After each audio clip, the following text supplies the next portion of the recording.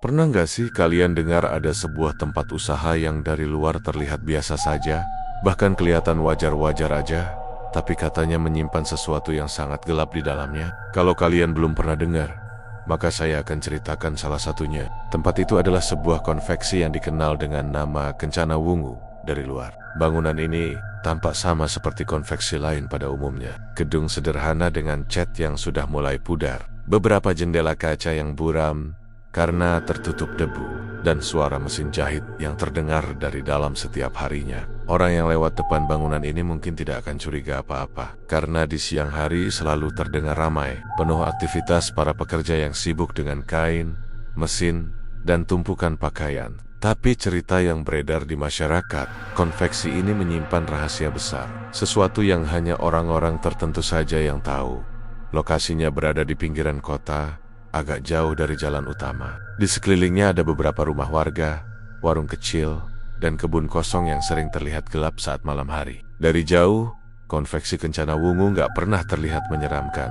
Bahkan beberapa orang yang baru pindah ke daerah itu menganggapnya seperti tempat kerja biasa. Namun, bagi warga lama, nama Kencana Wungu sudah lama jadi bahan bisik-bisik. Konon, pemiliknya adalah orang kaya yang tiba-tiba sukses dalam waktu singkat. Dari orang biasa yang usahanya hampir bangkrut, mendadak bisa memiliki banyak properti, mobil mewah, dan konveksi besar yang selalu kebanjiran order. Perubahan drastis inilah yang membuat orang-orang curiga ada sesuatu yang tidak beres. Yang membuat cerita ini semakin menyeramkan adalah kabar bahwa setiap malam Jumat selalu terdengar suara-suara aneh dari dalam konveksi itu. Padahal jelas-jelas pintu konveksi sudah tertutup rapat sejak sore. Ada warga yang mengaku pernah mendengar suara mesin jahit yang berbunyi terus-menerus. Seakan-akan ada banyak pekerja yang masih lembur di dalam. Tapi anehnya, ketika orang mencoba mendekat, mereka tidak melihat siapapun. Lampu di dalam konveksi memang kadang masih menyala redup, tapi tidak ada satupun bayangan manusia yang terlihat. Yang terdengar hanya suara mesin berulang-ulang. Kadang disertai suara tangisan samar, suara rintihan, atau bahkan suara perempuan tertawa pelan. Suara itu biasanya muncul sekitar tengah malam, membuat bulu kuduk warga berdiri. Seorang bapak penjual nasi goreng yang sering mangkal di dekat jalan utama pernah bercerita. Suatu malam dia iseng lewat depan konveksi itu saat hendak pulang. Dari dalam terdengar jelas suara mesin jahit, padahal jam sudah lewat pukul 12 malam. Dia penasaran, mencoba mengintip dari celah jendela, tapi tidak ada siapa-siapa. Justru dia malah melihat kain putih panjang yang bergerak sendiri di atas meja, seperti ada tangan gaib yang sedang menarik dan menjahitnya. Dia kaget, buru-buru lari, dan sejak malam itu, dia bersumpah tidak akan lagi mendekati konveksi Kencana Wungu kalau hari sudah gelap. Katanya, saat berlari, dia sempat mendengar suara lirih memanggil namanya, seakan-akan ada yang sengaja ingin mengajaknya masuk. Cerita lain datang dari seorang anak muda yang bekerja sebagai ojek online. Malam itu dia dapat order mengantar barang ke rumah yang lokasinya lewat belakang konveksi. Saat melewati gang sempit yang gelap, dia mencium bau amis darah yang sangat menyengat dari arah bangunan itu. Awalnya dia kira ada ayam mati atau hewan sembelihan, tapi bau itu makin lama makin pekat, bikin perutnya mual. Ketika menoleh, dia melihat dari sela tembok konveksi ada cairan merah menetes ke tanah, warnanya mirip darah. Dia buru-buru ngebut meninggalkan tempat itu, dan ketika cerita itu dia bagikan ke grup temannya. Ternyata banyak yang bilang mereka juga pernah mencium bau yang sama, bau amis darah yang katanya selalu muncul tiap malam Jumat. Yang lebih mengerikan lagi, ada satu keluarga yang tinggal tepat di depan konveksi. Mereka sudah menempati rumah itu sejak lama, jauh sebelum konveksi berdiri. Anak sulung keluarga itu bercerita, sejak konveksi dibangun, keluarganya sering diganggu oleh mimpi-mimpi buruk. Hampir setiap malam Jumat, dia bermimpi dikejar sosok perempuan berkebaya ungu dengan wajah pucat tanpa mata. Sosok itu selalu menuntunnya masuk ke dalam konveksi, menunjukkan ruangan gelap penuh kain merah yang berlumuran darah. Saat terbangun, keringat dingin membasahi seluruh tubuhnya. Dan kadang dia menemukan bercak tanah di lantai kamar, seolah-olah ada yang benar-benar berjalan keluar dari mimpinya. Keluarganya sudah mencoba pindah, tapi entah kenapa selalu gagal. Rumah itu tidak pernah laku dijual, dan setiap calon pembeli yang datang selalu merasa tidak nyaman begitu masuk halaman. Warga sekitar meyakini pemilik konveksi Kencana Wungu punya perjanjian gaib dengan makhluk halus. Katanya, setiap malam Jumat, dia harus memberikan tumbal. Tidak selalu tumbal manusia, tapi minimal ada ritual yang harus dilakukan. Kalau sampai ritual itu tidak dipenuhi, konveksi akan berhenti beroperasi, pesanan tidak akan masuk, dan harta kekayaannya akan lenyap. Karena itulah, warga sering curiga kalau ada orang hilang di sekitar situ. Mungkin saja mereka jadi korban. Beberapa kasus orang yang bekerja sebentar di konveksi, lalu mendadak menghilang, juga menambah keyakinan warga. Anehnya, pihak keluarga sering tidak bisa menuntut apa-apa, karena bukti tidak pernah jelas. Orang-orang itu seakan benar-benar lenyap di telan bumi. Saking seramnya cerita ini, banyak orang luar daerah yang sengaja datang untuk membuktikan sendiri. Ada sekelompok remaja yang iseng membuat konten dengan mendatangi konveksi itu saat malam Jumat. Mereka berdiri di depan pagar sambil merekam video. Awalnya, tidak ada yang aneh, tapi tiba-tiba salah satu dari mereka mendengar suara berbisik dari belakang telinganya. Padahal jelas-jelas tidak ada siapapun di sekitar. Bisikan itu mengatakan, "Masuklah, kami butuh kepala." Mereka semua langsung panik dan lari tunggang langgang. Videonya memang berhasil diunggah ke internet, tapi anehnya beberapa hari kemudian, video itu hilang sendiri tanpa jejak, seolah-olah ada yang sengaja menghapus. Sampai sekarang mereka tidak pernah berani kembali ke sana. Kalau kalian tanya kenapa nama konveksinya Kencana Wungu, sebenarnya ada cerita di balik itu. Menurut orang-orang tua, dulu pernah ada seorang wanita bangsawan bernama Nyi Kencana Wungu. Dia dikenal cantik, pandai menenun kain, tapi juga memiliki ilmu hitam. Dia sering melakukan ritual gaib untuk mempertahankan kecantikan dan kekayaannya. Setelah mati, arwahnya tidak pernah benar-benar tenang. Katanya, roh Nyi Kencana Wungu inilah yang kemudian dipuja oleh pemilik konveksi sebagai bagian dari perjanjian pesugihan. Setiap kain yang keluar dari konveksi dianggap sudah mendapat berkah dari roh itu. Dan setiap kali kain dipotong, ada bagian jiwa manusia yang ikut terikat di dalamnya. Mungkin inilah alasan kenapa banyak pelanggan konveksi itu sukses besar dalam bisnis. Karena pakaian yang dibuat membawa semacam energi gaib. Tapi di balik kesuksesan itu, ada nyawa-nyawa yang harus dikorbankan.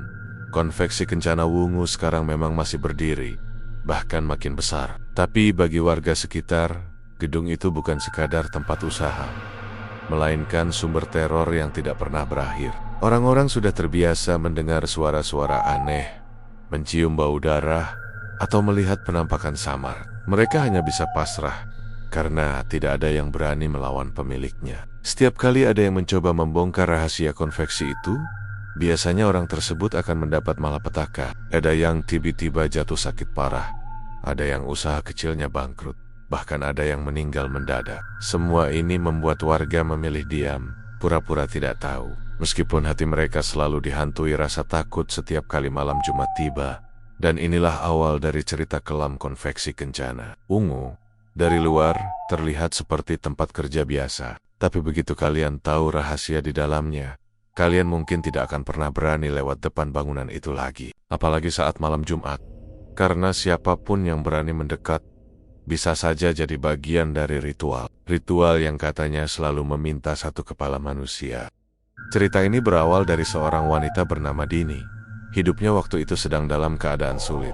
Dia baru saja kehilangan pekerjaannya di sebuah toko pakaian karena tempat itu bangkrut. Tabungannya menipis, sementara dia masih harus membayar kontrakan kecil dan menanggung biaya hidup sehari-hari. Dini bukan orang yang gampang menyerah, tapi keadaan benar-benar memaksanya untuk mencari pekerjaan secepat mungkin. Suatu pagi, dia mendengar kabar dari temannya kalau ada sebuah konveksi di pinggiran kota yang sedang membuka lowongan. Namanya konveksi Kencana Wungu. Awalnya Dini agak ragu. Dia pernah dengar desas-desis tentang tempat itu. Katanya angker. Banyak cerita aneh. Bahkan ada pekerja yang hilang tanpa kabar. Tapi gosip tetaplah gosip. Dalam kondisi terdesak, siapa sih yang mau terlalu pilih-pilih pekerjaan? Lagi pula, temannya bilang gajinya besar. Bahkan jauh di atas rata-rata gaji konveksi lain. Dengan bekal keberanian, Dini pun datang melamar. Aneh tapi nyata, prosesnya sangat cepat. Dia tidak ditanya soal pengalaman, tidak diminta ijazah, bahkan tidak ada tes keterampilan menjahit. Pemilik konveksi hanya menatapnya lama, senyum tipis, lalu berkata kalau dia diterima. Dini heran, tapi juga lega. Dia langsung diminta mulai bekerja besok pagi. Dalam hati, Dini berpikir, mungkin ini rezeki tak terduga. Hari pertama bekerja, Dini merasakan suasana yang agak berbeda. Dari luar, konveksi itu memang terlihat seperti pabrik kecil biasa. Tapi begitu masuk ke dalam, udara terasa lebih dingin. Bau kain bercampur minyak mesin memenuhi ruangan. Ada banyak pekerja duduk di depan mesin jahit, sibuk dengan tumpukan kain. Beberapa terlihat ramah, ada juga yang lebih memilih diam. Dini ditempatkan di dekat jendela. Mesin jahitnya sudah siap menunggu. Awalnya semua berjalan normal. Pekerjaan memang cukup melelahkan, tapi Dini tidak keberatan karena gaji yang dijanjikan benar-benar besar. Namun, lama-kelamaan dia mulai memperhatikan hal-hal yang aneh. Misalnya, setiap pekerja dilarang keras menggunakan pintu belakang untuk keluar. Pintu itu selalu terkunci rapat, dan di atasnya ada papan kayu bertuliskan dilarang masuk. Dini sempat bertanya kepada salah satu teman kerjanya, kenapa tidak boleh lewat pintu itu. Tapi temannya hanya tersenyum kaku dan berbisik, gak usah tanya. Nanti kamu malah susah sendiri. Jawaban itu membuat Dini tambah penasaran. Tapi dia memilih diam. Keanehan lain adalah aturan setiap malam Jumat. Semua pekerja diwajibkan pulang sebelum jam 6 sore. Tidak boleh ada yang lembur. Bahkan, mesin-mesin jahit dimatikan lebih cepat, kain disingkirkan, dan ruangan dikunci rapat. Pemilik konveksi sendiri selalu datang sore hari untuk memastikan semua pekerja sudah pulang. Kalau ada yang telat keluar, dia akan marah besar. Dini sempat bingung, kenapa harus begitu? Bukankah biasanya konveksi justru senang kalau ada yang mau lembur, supaya produksi lebih cepat selesai? Semakin lama Dini bekerja, semakin banyak tanda tanya muncul di kepalanya. Misalnya, kenapa jumlah pekerja kadang berkurang tiba-tiba? Ada beberapa wajah yang awalnya dia kenal, kemudian menghilang begitu saja. Kalau dia bertanya, biasanya jawaban yang didapat adalah, oh, dia resign mendadak. Tapi yang aneh, teman-teman yang hilang itu tidak pernah pamit. Bahkan barang-barang mereka masih tertinggal di loker. Rasanya seolah mereka lenyap begitu saja tanpa jejak. Dini sempat merasa takut, tapi rasa takut itu kalah oleh kebutuhan hidupnya. Dia masih butuh uang, masih butuh gaji bulanan yang besar itu. Jadi dia mencoba menutup telinga dan berpikir positif. Toh selama dia tidak melanggar aturan, tidak ada hal buruk yang menimpanya. Setidaknya itu yang dia yakini. Namun, rasa penasaran tidak bisa dia tahan selamanya. Suatu hari, Dini melihat pintu belakang itu terbuka sedikit. Mungkin lupa dikunci atau sengaja dibiarkan. Dari celah pintu, dia melihat sebuah lorong sempit yang gelap. Udara dari sana terasa sangat dingin, seperti ada angin yang keluar membawa bau besi berkarat bercampur darah. Dini terdiam beberapa detik, jantungnya berdebar. Tiba-tiba, salah satu mandor datang dan membanting pintu itu dengan keras, lalu menatapnya tajam. Kamu gak lihat ada larangan? Katanya dingin. Dini mengangguk gugup dan buru-buru kembali ke tempat duduknya. Sejak saat itu, dia makin yakin kalau ada sesuatu di balik pintu belakang itu. Hari-hari berikutnya berjalan normal, sampai akhirnya datang malam Jumat yang membuat Dini semakin curiga. Sore itu, semua pekerja buru-buru membereskan pekerjaan mereka. Suasana agak tegang, berbeda dari biasanya. Seolah-olah semua orang ingin cepat-cepat keluar. Dini ikut membereskan mesin jahitnya, tapi saat itu dia menyadari ada suara aneh dari gudang belakang. Suara seperti benda berat diseret di lantai, diikuti suara lirih orang merintih. Dini menoleh, tapi teman-temannya pura-pura tidak mendengar. Mereka malah menunduk, mempercepat langkah, dan segera keluar dari pintu depan. Dini masih berdiri di tempat, mencoba memastikan telinganya tidak salah dengar. Tapi semakin lama, suara itu makin jelas. Ada suara ketukan pelan, seperti pukulan besi ke lantai, lalu suara perempuan menangis lirih. Saat Dini ingin melangkah ke arah gudang, tiba-tiba salah satu temannya menarik lengannya keras-keras. Jangan ikut campur, Din. Kalau kamu sayang nyawa, jangan pernah kepo sama hal-hal kayak gitu. Temannya berkata dengan suara bergetar, matanya tampak ketakutan. Dini hanya bisa mengangguk, meski hatinya masih dipenuhi rasa penasaran hari bergonte. Minggu demi minggu, Tapi bayangan tentang suara itu terus menghantui pikirannya. Dini jadi sering gelisah setiap kali malam Jumat mendekat. Dia merasa ada sesuatu yang besar disembunyikan di balik gedung konveksi ini. Semakin dia ingin menutup mata, semakin banyak keanehan yang dia lihat. Suatu pagi, dia menemukan bercak merah di dekat mesin jahitnya. Warnanya seperti darah. Saat dia menunjukkannya ke Mandor, dengan santai Mandor itu hanya bilang, "Itu cuma cat kain, gak usah dipikirin." Tapi Dini yakin itu bukan cat. Bau amisnya terlalu kuat. Puncaknya terjadi ketika salah satu pekerja yang duduk di sebelahnya mendadak tidak pernah masuk lagi. Namanya Ratna. Beberapa hari sebelumnya, Ratna bercerita bahwa dia butuh uang tambahan dan ingin lembur. Meski malam Jumat, Dini sempat mengingatkan aturan konveksi. Tapi Ratna hanya tertawa dan berkata, "Ah, itu cuma omong kosong. Aku berani kok. Yang penting gajinya nambah." Besoknya Ratna benar-benar hilang. Barang-barangnya masih ada, dompetnya masih di laci, tapi orangnya tidak pernah kembali. Saat Dini tanya pada Mandor, jawabannya sama. Dia resign mendadak. Tapi siapa yang resign mendadak tanpa mengambil barang pribadi?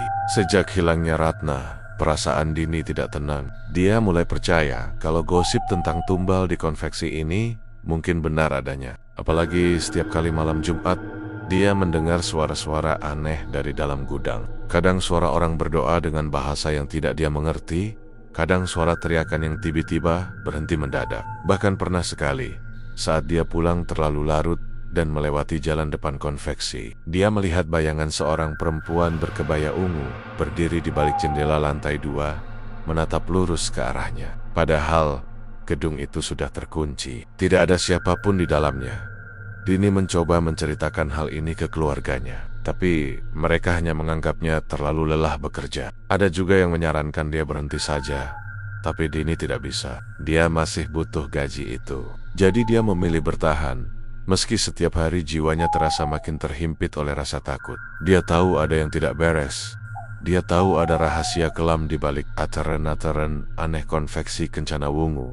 Dan dia tahu, cepat atau lambat, semua itu akan menyeretnya semakin dalam. Entah dia mau atau tidak. Suatu malam Jumat, hari yang selalu dianggap keramat oleh warga sekitar konveksi, Dini tanpa sadar menempatkan dirinya dalam situasi yang paling menegangkan sepanjang hidupnya. Hari itu, pekerjaannya menumpuk. Banyak kain yang harus segera diselesaikan. Dan Mandor sudah beberapa kali mengingatkan kalau batas waktu pengiriman pesanan semakin dekat. Dini bukan orang yang gampang menyerah. Apalagi dia butuh pekerjaan ini. Maka ketika teman-temannya sudah mulai berkemas pulang lebih awal, seperti biasa di hari Jumat sore, Dini memilih bertahan.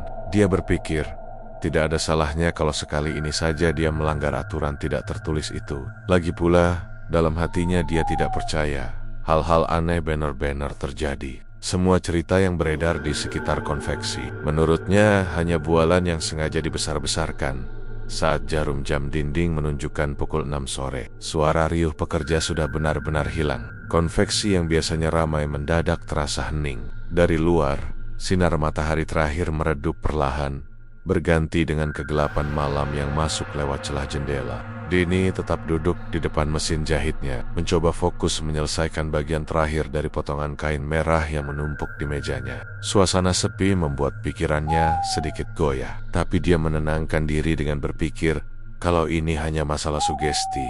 Beberapa jam pertama berjalan tanpa kendala. Mesin jahit terus bekerja, suara jarum yang menusuk kain terdengar jelas, menemani kesendiriannya. Dini sempat berpikir, kalau semua cerita menyeramkan yang pernah dia dengar, ternyata tidak benar. Tidak ada suara tangisan, tidak ada bau aneh, hanya dirinya sendiri di ruangan yang lengang. Namun semua berubah ketika jarum jam dinding menunjuk tepat pada angka 12.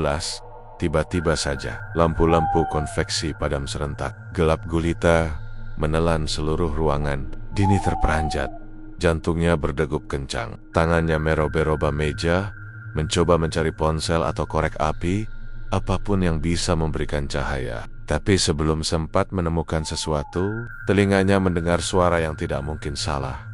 Mesin jahit di depannya mulai bergerak sendiri. Jarum mesin naik turun dengan cepat, kain merah di bawahnya terseret maju mundur, tanpa ada yang mengendalikan pedal. Suara tek-tek-tek mesin terdengar keras, memecah keheningan, seolah ada orang tak kasat mata yang sedang bekerja.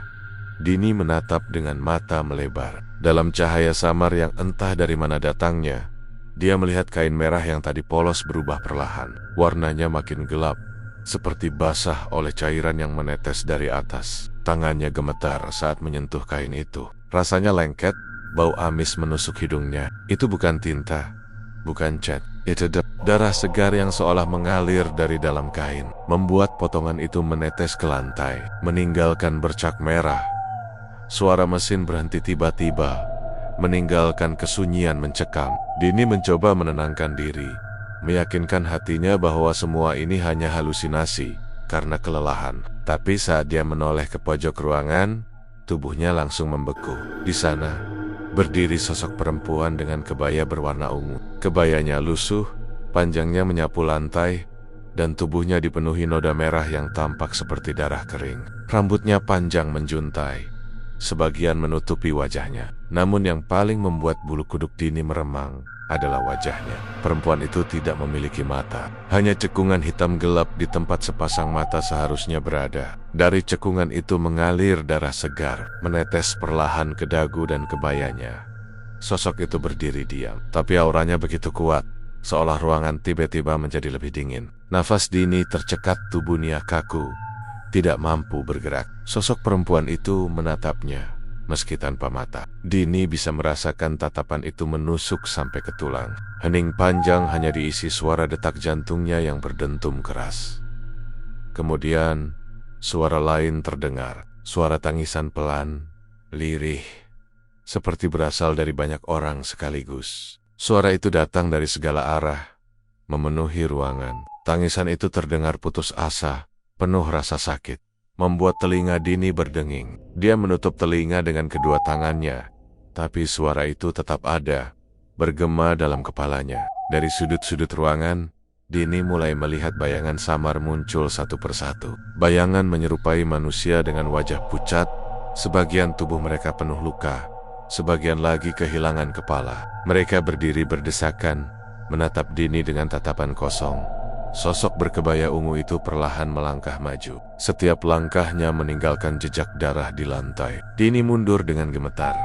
Kursinya terjatuh ke belakang menimbulkan suara keras. Tapi dia tidak peduli. Matanya terus terpaku pada sosok itu. Ketika perempuan itu sudah berdiri tepat di depan meja kerjanya, Dini bisa mencium bau busuk yang menyengat. Bau anyir darah bercampur dengan bau daging busuk yang membuat perutnya mual. Sosok itu mengangkat tangannya perlahan. Jari-jarinya panjang, hitam, dan ujungnya runcing seperti kuku tajam. Ia menunjuk tepat ke arah kepala Dini.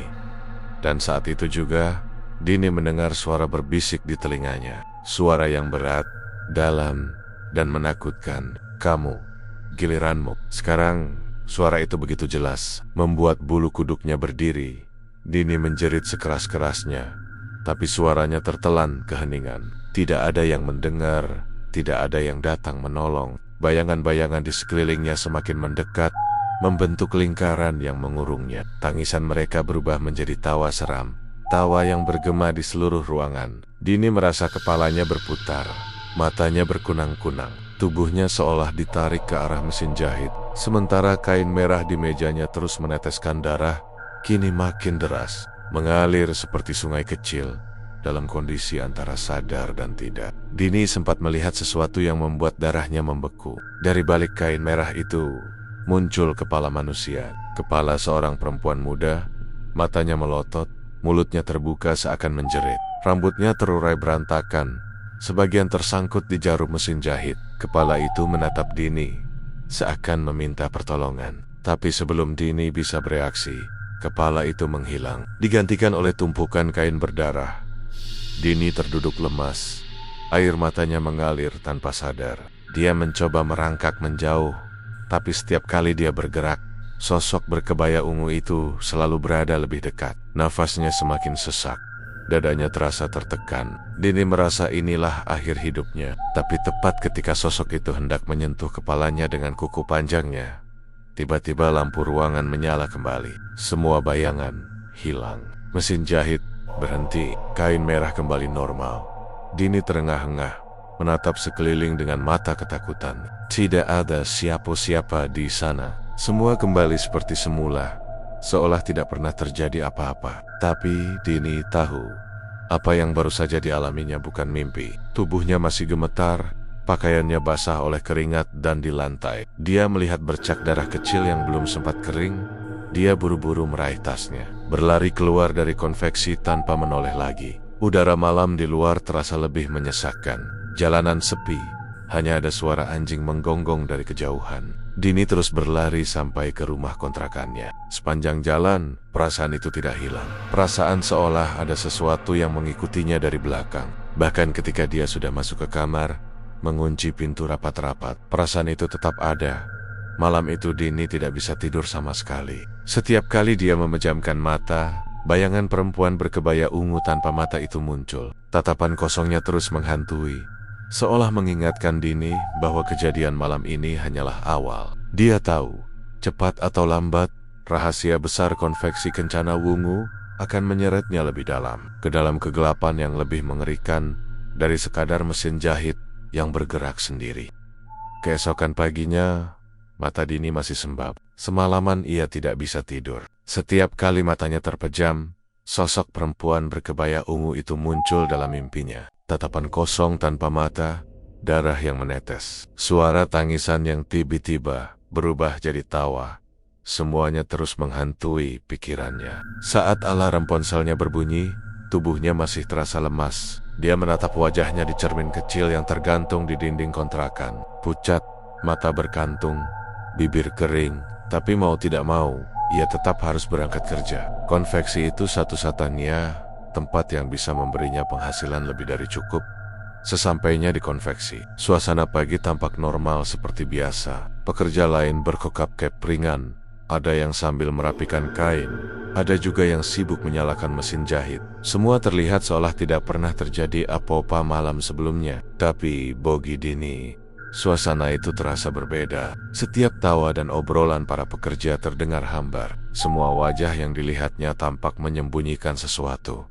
Dini duduk di bangkunya, menata kain dengan tangan gemetar. Pikirannya terus melayang pada kejadian semalam. Ia merasa harus tahu apa sebenarnya yang terjadi di tempat ini. Rasa penasaran bercampur dengan rasa takut, tapi kalau dia terus diam, dia tidak akan pernah tenang. Maka, dengan hati-hati, Dini mencoba membuka pembicaraan dengan salah satu pekerja senior bernama Mbak Raras. Mbak Raras terkenal cukup ramah, meski sikapnya sering terlihat canggung. Saat istirahat siang, Dini memberanikan diri untuk mendekat. Mereka duduk di belakang konveksi, di dekat gudang kecil yang jarang dipakai. Suara bising mesin jahit dari dalam ruangan terdengar samar. Dengan suara pelan, Dini membuka obrolan. "Mbak, aku mau nanya sesuatu, tapi tolong jangan marah ya," kata Dini ragu-ragu. Mbak Raras menoleh, menatapnya heran. "Nanya apa, Din?" Dini menarik napas panjang. "Aku lembah, aku nggak sengaja pulang lewat jam 6. Terus, ada hal aneh yang aku lihat." Mata Mbak Raras langsung membesar. Dia buru-buru memegang lengan Dini, menatap dengan serius. "Kamu, jangan bilang kamu lihat sesuatu." Dini menelan ludah, lalu mengangguk pelan. "Aku lihat mesin jahit jalan sendiri. Kain merah jadi kayak penuh darah. Terus, ada perempuan pakai kebaya ungu. Mukanya." Dini berhenti bicara. Tubuhnya merinding lagi hanya dengan mengingatnya. "Gak ada matanya, Mbak." Mbak Raras menarik napas panjang. Wajahnya langsung berubah pucat. Dia sempat menoleh ke kiri dan kanan, memastikan tidak ada orang lain yang mendengar. Lalu, dengan suara bergetar dia berbisik, "Din, jangan pernah lagi kamu ada di sini pas malam Jumat. Itu bahaya." Dini mengerutkan kening. "Maksudnya apa, Mbak? Semua orang juga pulang sebelum jam 6 kan? Tapi kenapa harus begitu? Apa yang sebenarnya ada di sini?" Awalnya Mbak Raras hanya diam. Ia terlihat ragu, seperti sedang menimbang sesuatu. Tangannya memainkan ujung kain di pangkuannya. Matanya tak berani menatap langsung. Tapi akhirnya, setelah hening cukup lama, ia mendekatkan mulutnya ke telinga Dini dan berbisik, "Konveksi ini bukan sekadar usaha biasa. Pemiliknya punya pesugihan. Dan setiap malam Jumat harus ada tumbal kepala manusia. Kalau tidak ada, semua pekerja bisa jadi korban." Kata-kata itu seperti petir menyambar kepala Dini. Tubuhnya langsung dingin. Bulu kuduknya berdiri. Ia terdiam, tidak bisa berkata apa-apa. Jadi, selama ini yang hilang itu, Dini tidak sanggup melanjutkan kalimatnya. Mbak Raras hanya mengangguk pelan, matanya berkaca-kaca, suaranya makin lirih. Kamu kira kenapa di sini gajinya tinggi banget, Din? Kenapa gampang banget diterima kerja tanpa syarat? Itu semua ada harganya. Kepala-kepala manusia itu tumbal untuk pesugihan, supaya usaha ini terus jalan, supaya konveksi ini tetap ramai pesanan. Dan yang paling mengerikan, kadang-kadang tumbalnya diambil dari orang dalam juga. Jantung Dini berdegup kencang. Orang dalam, maksud pekerja sendiri? Mbak Raras kembali mengangguk lalu menandok. Iya, pernah ada yang tiba-tiba nggak masuk kerja lagi. Katanya pindah, katanya berhenti. Tapi sebenarnya hilang, entah dibawa kemana. Dan orang-orang pura-pura nggak tahu, pura-pura nggak lihat. Kalau ada yang nekat bertanya, biasanya dia yang bakal jadi korban berikutnya. Dini merasa kakinya goyah. Dunia seakan berputar. Semua rumor yang sebelumnya ia anggap gosip, ternyata benar adanya. Dan yang lebih menakutkan, semalam dia hampir saja menjadi salah satu tumbal itu. Tapi Mbak, siapa perempuan berkebaya ungu yang aku lihat semalam? Tanya Dini dengan suara serak. Mbak Raras terdiam lama, seakan ragu untuk menjawab. Akhirnya, dia berkata pelan. Itu, katanya, roh penjaga pesugihan. Dialah yang mengambil kepala tumbal setiap malam Jumat. Wujudnya muncul untuk menandai siapa yang akan jadi korban berikutnya. Kata-kata itu membuat tubuh Dini bergetar hebat. Bayangan perempuan tanpa mata itu kembali muncul jelas di benaknya. Tatapannya yang kosong, jarinya yang runcing, bisikan suaranya yang mengerikan. Dan kalau benar kata Mbak Raras, berarti semalam sosok itu sudah menandai dirinya. Sepanjang hari itu, Dini tidak bisa konsentrasi bekerja. Setiap kali jarum mesin jahit menusuk kain, ia selalu teringat pada kain merah yang berubah jadi basah oleh darah. Setiap kali ia mendengar suara pekerja lain bercakap, telinganya hanya terisi gema tawa seram dari sosok tanpa mata itu. Dini ingin segera pulang, tapi di sisi lain ia juga takut. Pulang berarti harus sendirian lagi di kontrakan. Dan kemungkinan sosok itu bisa saja mengikutinya kemanapun. Sore hari, saat jam pulang tiba, Dini sengaja berjalan bersama beberapa pekerja lain. Ia tidak berani pulang sendirian. Namun ia merasa semua orang di sekelilingnya seperti menyembunyikan sesuatu. Tatapan mereka kosong, siala pasrah. Tidak ada yang benar-benar berani membicarakan apa yang sebenarnya terjadi. Malam itu, di kontrakan, Dini duduk di ranjang sambil memeluk lutut. Lampu kamar dibiarkan menyala terang. Tapi rasa takut itu tetap tidak hilang. Kata-kata Mbak Raras terus terngiang di kepalanya. Setiap malam Jumat, harus ada tumbal kepala manusia. Pertanyaan besar mulai muncul dalam pikirannya. Siapa yang jadi korban? Bagaimana mereka dipilih? Dan apakah benar dirinya yang sudah ditandai? Hening malam membuat semua terasa lebih mencekam. Dini tidak berani memejamkan mata. Setiap suara kecil di luar kamar membuatnya terlonjak. Suara motor lewat, suara kucing berkelahi, bahkan angin yang meniup genteng pun membuat bulu kuduknya berdiri. Pukul 12 malam, tiba-tiba ponselnya bergetar. Ada pesan masuk dari nomor tak dikenal. Dengan tangan gemetar, Dini membuka pesan itu. Tulisan singkat saja yang muncul. Giliranmu sudah dekat. Dini menjatuhkan ponselnya ke lantai. Napasnya tersengal. Keringat dingin membasahi tubuhnya. Ia menatap layar yang masih menyala.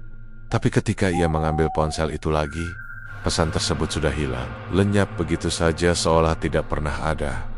Air mata Dini mulai jatuh. Dia tidak tahu harus berbuat apa. Semua yang awalnya hanya pekerjaan sederhana kini berubah menjadi mimpi buruk. Dan ia sadar, semakin lama dia bekerja di konveksi Kencana Wungu, semakin besar kemungkinan dirinya tidak akan pernah keluar hidup-hidup.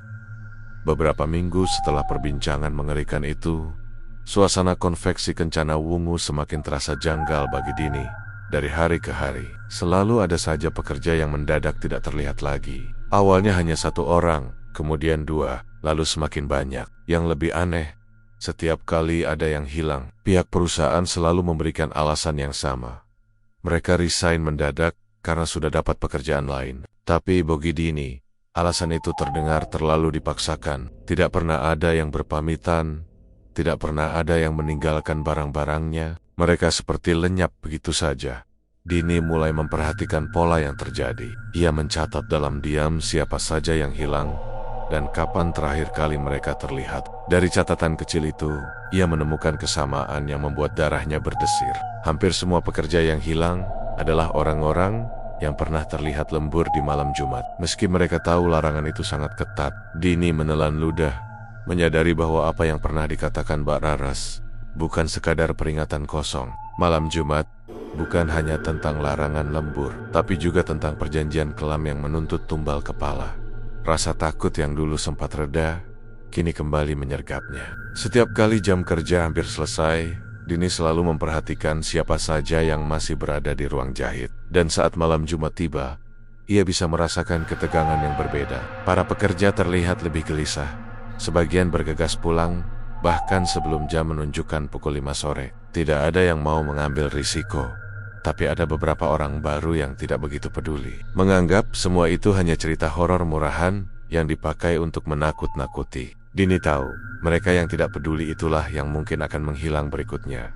Suatu sore, ketika Dini hendak pulang, ia melihat seorang rekan baru bernama Randi masih duduk di depan mesin jahit. Lelaki muda itu tampak serius, seolah tidak mendengar suara langkah kaki orang-orang yang meninggalkan ruangan. Dini menghampirinya, mencoba memperingatkan. "Ron, kamu nggak pulang?" tanya Dini dengan nada cemas. Randi tersenyum santai. Nggak apa-apa mbak, masih ada pesanan yang harus aku selesaikan. Lagi pula, kalau kerja rajin kan bagus. Siapa tahu nanti dapat bonus. Dini merasa jantungnya berdegup kencang. Tapi ini malam Jumat. Di sini kita nggak boleh lembur malam Jumat. Randi tertawa kecil, jelas tidak menanggapi serius. Mbak Dini percaya tahayul juga ya? Itu cuma mitos biar pekerja nggak malas. Kalau semua orang pulang, kan produksi bisa tertunda. Aku nggak percaya yang begituan. Dini ingin sekali menceritakan apa yang sebenarnya ia tahu, tapi lidahnya terasa keluh. Kalau ia terlalu banyak bicara, bisa-bisa dirinya malah dicurigai oleh pihak perusahaan. Jadi akhirnya, ia hanya menatap Randi dengan rasa iba, lalu memilih untuk pergi. Saat berjalan keluar, ia sempat menoleh sekali lagi, dan melihat Randi masih asyik dengan mesin jahitnya. Dalam hati, Dini berdoa semoga pemuda itu selamat. Tapi entah kenapa, firasatnya mengatakan hal yang sebaliknya. Keesokan paginya, benar saja, Randi tidak pernah datang lagi. Atasan hanya mengatakan kalau Randi tiba-tiba resign, tanpa penjelasan lebih jauh. Semua pekerja pura-pura percaya, meski dalam hati mereka tahu apa yang sebenarnya terjadi. Dini merasa perutnya mual. Ia tidak bisa berhenti memikirkan wajah Randi yang masih tersenyum santai sore kemarin. Sekarang, ia mungkin sudah menjadi salah satu tumbal kepala itu. Sejak kejadian itu, Dini semakin waspada. Ia berusaha untuk tidak pernah lagi berada di dalam konveksi ketika malam Jumat tiba. Bahkan kadang, ia memilih pura-pura sakit hanya untuk bisa pulang lebih cepat. Namun rasa aman itu tidak benar-benar ada. Karena semakin lama ia bekerja di sana, semakin jelas bahwa tidak ada seorang pun yang benar-benar selamat. Beberapa malam, Dini sering terbangun oleh mimpi buruk. Ia melihat barisan kepala manusia berjejer di atas meja jahit. Darah mengalir membasahi lantai. Sementara sosok perempuan berkebaya ungu berjalan di antara mereka sambil tersenyum. Dalam mimpi itu, perempuan itu selalu berhenti tepat di depan Dini, lalu berbisik dengan suara serak. "Giliranmu sebentar lagi."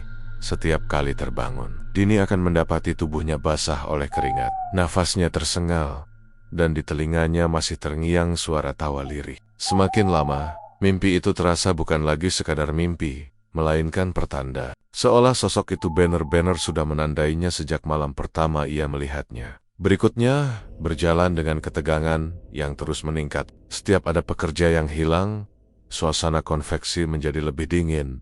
Tapi anehnya, tidak ada seorang pun yang berani membicarakannya secara terbuka. Semua hanya saling menatap, saling menghindar, lalu kembali bekerja seolah tidak terjadi apa-apa. Dini mulai merasa terjebak dalam sebuah lingkaran bisu yang menakutkan. Semakin ia tahu banyak, semakin ia merasa tidak punya jalan keluar. Suatu siang, Saat jam makan, Dini kembali memberanikan diri mendekati Mbak Raras. Mereka duduk di sudut kantin. Suara pekerja lain yang berkekap-kekap cukup menutupi obrolan mereka. Dengan suara bergetar, Dini berkata, "Mbak, kenapa kita semua masih bertahan di sini? Kalau kita tahu orang-orang hilang, kenapa kita nggak pergi aja?" Mbak Raras menatapnya dengan mata lelah. "Kamu pikir gampang, Din? Kita semua terikat di sini. Ada yang karena butuh uang, ada yang karena terlanjur terjebak. Kalau tiba-tiba pergi, bukan berarti kita aman. Mereka bisa saja cari kita ke rumah. Selama kita pernah kerja di sini, kita tetap bagian dari perjanjian itu." Kata-kata itu membuat Dini terdiam. Ia merasa seperti burung dalam sangkar yang pintunya terbuka, tapi sayapnya patah sehingga tidak bisa benar-benar terbang. Bahkan jika ia keluar, bayangan konveksi itu akan terus mengikutinya. Malam-malam Jumat berikutnya semakin mencekam. Dini memperhatikan jumlah pekerja yang makin berkurang. Dari yang dulu ramai penuh, kini kursi-kursi di ruang jahit mulai kosong. Mesin-mesin jahit yang biasanya berderit bersama, kini hanya terdengar sebagian. Namun entah bagaimana, produksi konveksi itu tidak pernah terhenti. Pesanan selalu datang, uang selalu mengalir. Sialah tambel-tambel itu benar-benar menjadi bahan bakar keberhasilan usaha ini. Puncaknya terjadi pada suatu malam Jumat, ketika Dini tanpa sengaja mendengar sesuatu yang tidak seharusnya ia dengar. Saat ia hendak pulang, ia menyadari bahwa ponselnya tertinggal di dalam ruang jahit. Dengan buru-buru, ia kembali masuk meski sebagian besar pekerja sudah pergi. Saat melangkah melewati lorong menuju gudang belakang, ia mendengar suara-suara aneh. Suara berat seorang pria yang sedang melafalkan mantra, bercampur dengan isak tangis. Dini menahan napas, lalu perlahan mendekat. Dari celah pintu gudang yang sedikit terbuka, ia mengintip ke dalam. Pemandangan di hadapannya membuat darahnya seolah berhenti mengalir. Di tengah ruangan, pemilik konveksi duduk bersila di depan sesajen. Di sampingnya, ada sesuatu yang ditutupi kain putih. Sesekali kain itu bergerak, seolah ada yang berusaha memberontak di dalamnya. Suara tangisan yang ia dengar ternyata berasal dari sana. Hati Dini mencelos. Ia tahu, apapun yang ada di balik kain itu pasti adalah korban tumbal berikutnya. Ia ingin menjerit, ingin lari, tapi tubuhnya membeku. Lalu tiba-tiba, pemilik konveksi membuka kain itu. Seketika, tampak kepala seorang pekerja yang baru saja ia kenal minggu lalu. Mulutnya disumpal, matanya memerah penuh ketakutan. Dan saat itu juga, sosok perempuan berkebaya ungu muncul di pojok ruangan, melangkah perlahan dengan wajah tanpa mata. Dini menutup mulutnya rapat-rapat, menahan tangisan. Air matanya jatuh tanpa bisa ia cegah. Ia tahu, pekerja itu tidak akan pernah keluar hidup-hidup. Dan ia juga tahu, cepat atau lambat, dirinya akan berada di posisi yang sama sejak malam itu. Rasa takut Dini berubah menjadi kepanikan yang membabi buta. Ia sadar, ia tidak bisa terus bertahan. Setiap pekerja yang menghilang adalah bukti nyata bahwa waktunya semakin dekat. Ia harus menemukan cara untuk kabur, meski itu berarti mempertaruhkan nyawanya. Namun yang paling menakutkan bukanlah kenyataan bahwa pekarge-pekarge itu hilang, melainkan kenyataan bahwa semua orang di konveksi itu tahu, tapi memilih untuk diam. Diam, pura-pura buta, pura-pura tuli, demi bisa bertahan 1 hari lebih lama. Dan Dini sadar, diam pun tidak akan benar-benar menyelamatkan. Karena giliran setiap orang pada akhirnya pasti akan datang. Malam itu udara terasa berat. Angin malam berhembus pelan, namun setiap hembusannya seolah membawa bisikan yang tidak jelas dari arah konveksi. Dini berdiri kaku di sudut lorong yang gelap. Napasnya bergetar, jantungnya berdetak begitu keras, hingga ia merasa semua orang bisa mendengarnya. Kakinya gemetar, tetapi rasa penasaran bercampur dengan rasa takut membuatnya tidak bisa bergerak pergi. Ia tahu ada sesuatu yang sedang terjadi di balik pintu gudang itu. Sesuatu yang tidak boleh ia lihat, tapi tubuhnya seakan dipaksa untuk tetap berada di sana. Celah kecil di pintu kayu itu memberikan pandangan samar ke dalam ruangan. Cahaya lilin berkelap-kelip memantulkan bayangan aneh di dinding, bergerak seperti tarian setan. Aroma kemenyan menusuk hidung, bercampur dengan bau amis darah yang membuat perut Dini mual. Matanya menatap lurus ke tengah ruangan, di mana pemilik konveksi, seorang pria paruh baya dengan wajah datar dan sorot mata dingin, duduk bersila di hadapan sesajen. Di hadapannya ada tampah besar berisi bunga 7 rupa, dupa yang menyala, dan kendi berisi cairan merah pekat. Namun yang paling membuat bulu kuduk Dini berdiri adalah kain ungu yang terbentang di lantai. Di atas kain itu tergeletak sebuah kepala manusia, kulitnya pucat, matanya masih terbuka lebar, dan dari leher yang terputus darah terus menetes, mengalir pelan menuju mesin jahit tua yang diletakkan di sampingnya. Mesin itu tampak berkarat, kuno, seolah sudah tidak digunakan lagi. Tapi saat tits-tits darah itu mengenainya, roda mesinnya bergerak sendiri, berputar lambat namun pasti. Seperti diberi nyawa, pemilik konveksi mulai melantunkan mantra dalam bahasa Jawa kuno. Suaranya dalam, bergetar, kadang terdengar seperti gumaman, kadang seperti teriakan yang ditekan. Setiap kata yang keluar membuat hawa ruangan semakin dingin. Dini merinding, dadanya sesak, seolah udara di sekitarnya ikut tersedot oleh mantra itu. Tiba-tiba, lampu-lampu neon di ruangan konveksi padam serentak, hanya menyisakan cahaya lilin di gudang itu. Suasana makin pekat. Dari sudut ruangan, perlahan muncul sosok perempuan berkebaya ungu. Gerakannya lambat, hampir melayang. Wajahnya masih sama seperti yang pernah Dini lihat. Tanpa mata, hanya rongga gelap yang meneteskan cairan hitam pekat. Rambutnya panjang, terurai menutupi sebagian wajah. Ujungnya menyapu lantai yang berlumuran darah. Suara tawa lirih terdengar, pelan namun menusuk telinga. Membius. Dini menutup mulutnya dengan tangan agar tidak berteriak. Perempuan itu berjalan mendekati kepala manusia yang tergeletak di atas kain ungu. Ia menunduk, meraba rambut korban dengan jari-jari panjangnya yang hitam dan kurus, lalu mengangkat kepala itu tinggi-tinggi. Darah menetes deras, membasahi kain ungu hingga warnanya semakin gelap. Pemilik konveksi menunduk dalam-dalam, menghaturkan doa. Aku bayar dengan kepala ini. Beri aku kekayaan, beri aku pesanan tanpa henti, katanya dengan suara berat.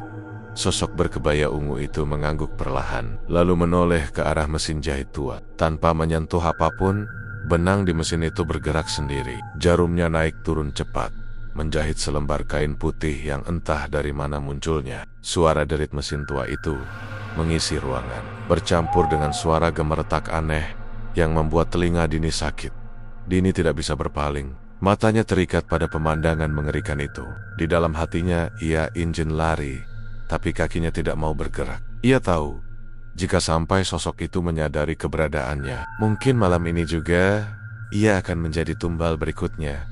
Ritual itu berlangsung cukup lama. Setiap tetes darah yang jatuh ke mesin jahit seolah menjadi bahan bakar, membuat jarum bekerja semakin cepat. Dini memperhatikan kain putih yang dijahit itu perlahan berubah warna, dari putih menjadi merah, seolah menyerap darah yang menetes. Lalu, secara perlahan, kain itu mulai membentuk sesuatu bayangan wajah, tubuh, lalu sosok manusia. Dini hampir menjerit ketika menyadari kain itu menjelma menyerupai orang-orang yang pernah bekerja di konveksi, dan kini hilang, satu persatu. Wajah mereka muncul di atas kain merah itu, seakan menjerit, seakan meminta tolong, tapi suara mereka hanya berupa rintihan samar yang menambah suasana menyeramkan. Dini merasa tubuhnya semakin lemas, lututnya hampir tidak sanggup menopang berat badannya. Tapi ia terus berusaha bertahan agar tidak jatuh dan membuat suara. Sosok berkebaya ungu lalu berbalik, menatap ke arah pintu dengan wajah tanpa mata itu. Dini langsung mundur setapak. Napasnya tercekat. Apakah sosok itu tahu ia sedang mengintip? Jantungnya berdegup begitu keras sampai terasa sakit. Namun entah bagaimana, sosok itu hanya tertawa lirih. Kemudian kembali melanjutkan ritual.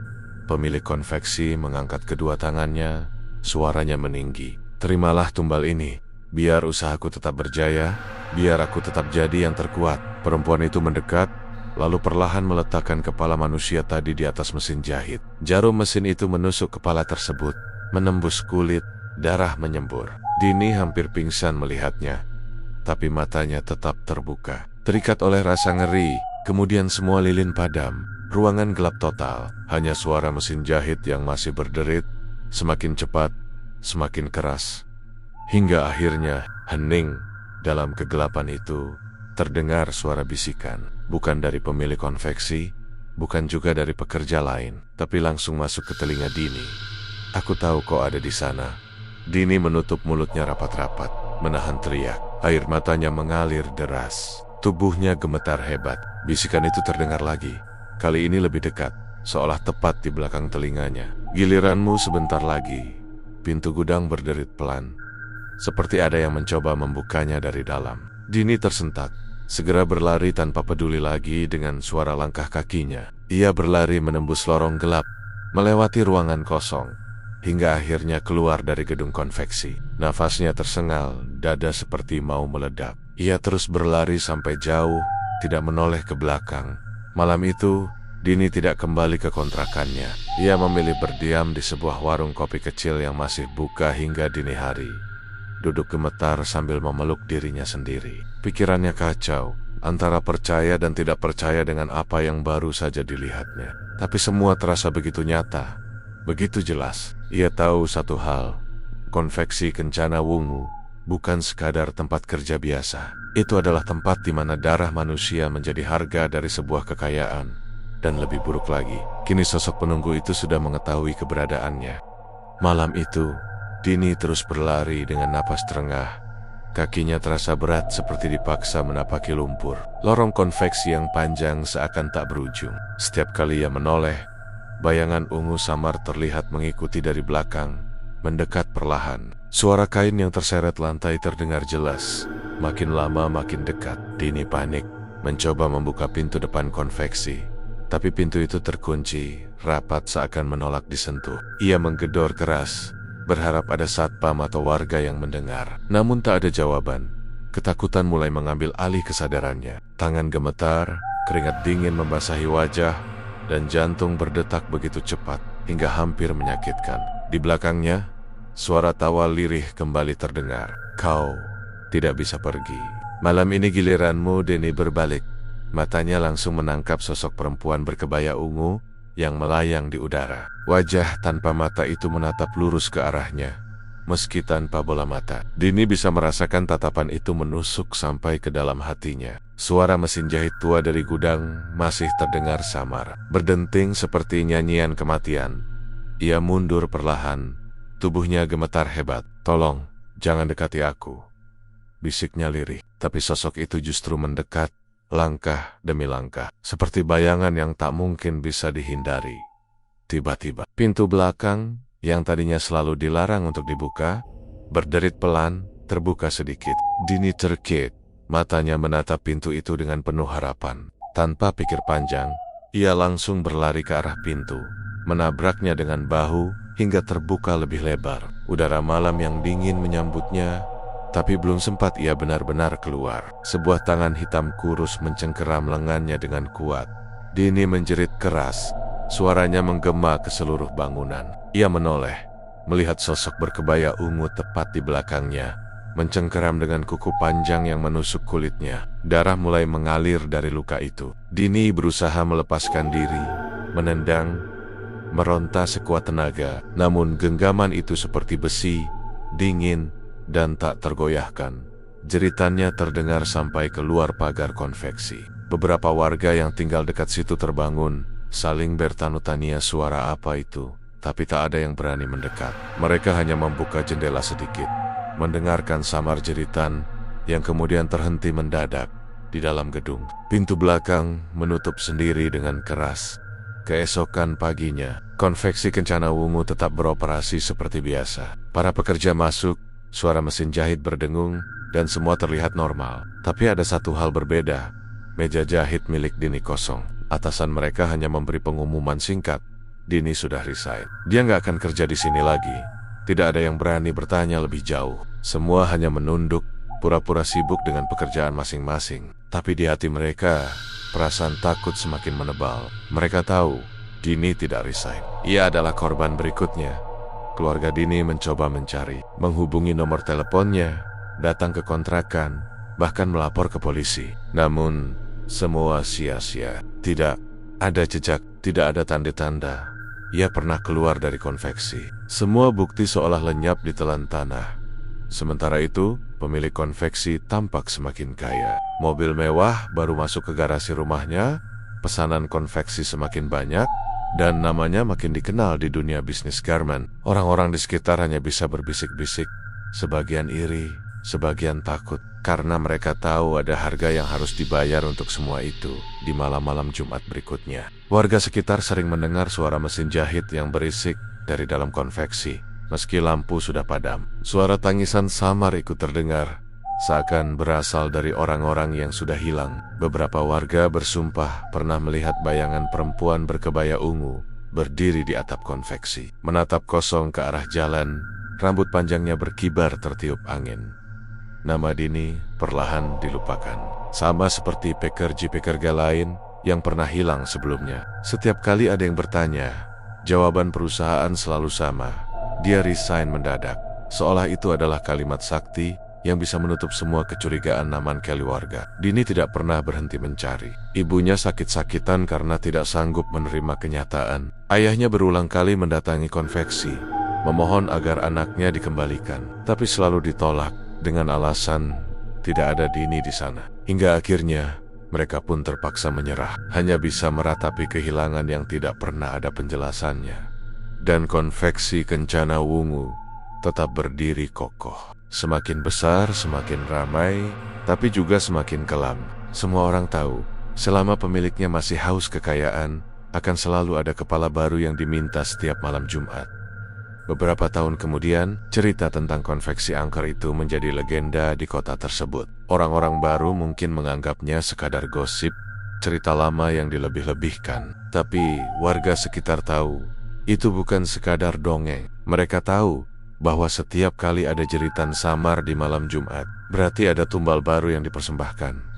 Ada yang bilang, jika kalian berani berdiri di depan konveksi itu saat tengah malam, kalian bisa mendengar suara bisikan dari dalam. Bisikan itu selalu sama, pelan namun jelas. Giliranmu sebentar lagi. Dan sampai sekarang, tidak ada yang tahu di mana jasad Dini berada. Hanya satu yang pasti, ia menjadi bagian dari kain merah yang dijahit oleh mesin tua itu, terjebak selamanya di dalam benang dan jarum. Bersama wajah-wajah lain yang pernah hilang, konveksi Kencana Wungu tetap beroperasi, tetap menghasilkan kekayaan besar, dan tetap menjadi tempat di mana ritual mengerikan menelan kepala manusia setiap malam Jumat.